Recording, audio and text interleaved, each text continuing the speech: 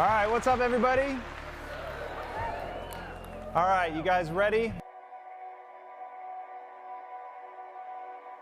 At the end of this talk, I will consider myself a failure if that's all that happens. I will consider it a win, on the other hand, if you guys go out and actually take action. And at the end of the day, all of us, we're not judged by our intentions. We are judged by what we actually accomplish. And your accomplishments are going to be entirely determined by what you actually do. When you're willing to put in the work, when you're willing to take control of your environment and put yourself through the stressors required for adaptation, you literally can become anything. And my life is proof of that. But what I began to understand is that I could harness that ability to adapt, that we can learn in any direction. Nature has to make a choice with any species. Option number one, pre-program everything. Think of a horse. When a horse is born, it comes out, it can already run, jump, take care of itself. And then option two, be built for maximum flexibility. Be able to adapt to your environment. A horse is a horse no matter where you put it. But a human, depending on when and where it's born, depending on what it allocates its resources to, its time and attention, it can turn into a basketball player, a neurophysicist, a parent, a coach. All of that stuff is from training. But the irony is people don't stop and think about, hey, I got this far in this thing simply by allocating the time and the energy. Where else could I go? Could I pivot? And the answer to that question is yes. The human animal is designed to adapt. That is literally what we are sculpted to do. For me, the piece of advice that I always give to somebody, whether it's an entrepreneur or somebody who wants to be the greatest parent of all time, what is your goal? You've got to start with your goal. Everything works backwards from that. And my wife said the words that have become famous for me, which is, I bet on you. What my wife was betting on wasn't that I already knew how to do what they wanted me to do, because she knew I didn't. What she was betting on in me is the same thing that each and every one of you have, which is the ability to learn. And so I went into it knowing I was not the right person, and I learned a really powerful lesson that I want you guys all to think about right now. The goal that I had did not take me where I wanted to go. I was living the cliche of money can't buy happiness. And I began to realize the game we're all playing, it's not success. It's not money, it's brain chemistry.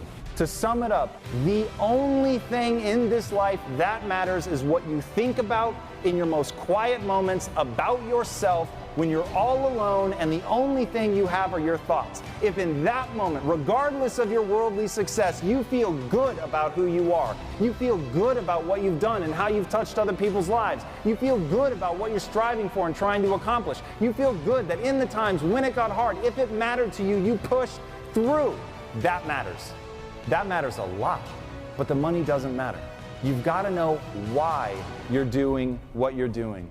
Like, it is so easy to get lost in the day-to-day grind of what you do, what any of us do. But if at the core driving you is a deep and unending why for what you're doing, you've got something.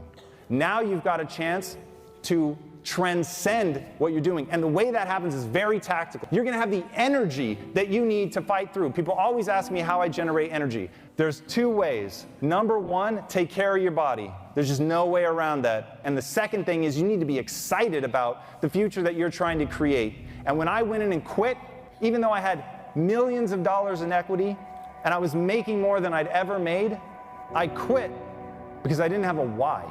I didn't have anything that gave me the energy to keep pushing. I didn't have excitement for what I was doing anymore. Mother Teresa has an amazing quote: no one will act for the many, but people will act for the one.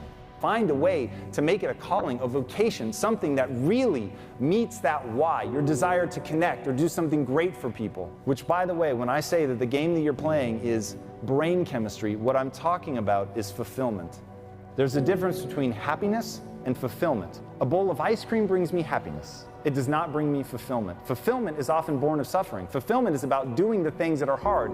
In fact, the Greeks have a word for it. It's called techne.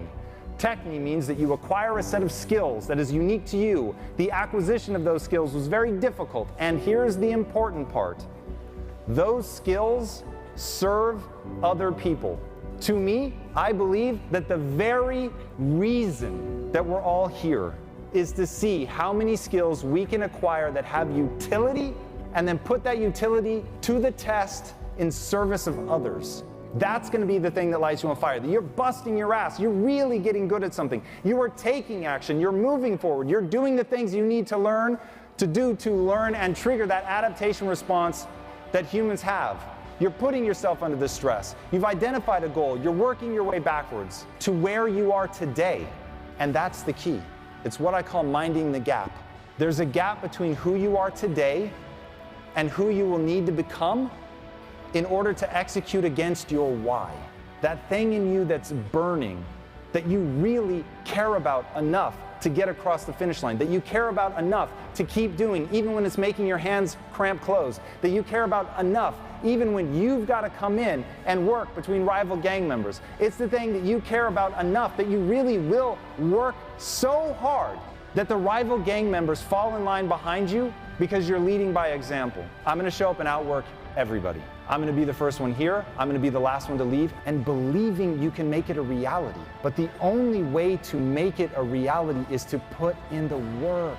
You've got to put in the work. The change is hard. The change is difficult. The change will demand everything of you. But man, if inside you really believe in what you're doing, you really see how you can get to that goal that you want, if you really see how you can serve other people doing what you do with this skill set that you've worked your ass off to acquire, then you can actually make change in people's lives. And that's what motivates me. Getting the skills has real world implications. It took me from scrounging in my couch cushions to find enough change to put gas in my car to building $1 billion business. It is absolutely limitless what you can accomplish. Now think about that. If that's really true, if what I just said is true, that human potential is limitless, then how you spend your time becomes a spiritual consideration. If you're going to show how much somebody in your position can influence other people's lives, if you're going to show people the power of what you do, if you're going to show people the depths to which you can touch another human's life, if you've seen the look on somebody's face who has been transformed by what you've done by them, to see them transform their vision of themselves and to watch them before your eyes go from believing that they can't do something to realizing that they can, that they have untapped stores of potential. That moment is so beautiful, I would say you should be willing to pay any price. So go out and do it.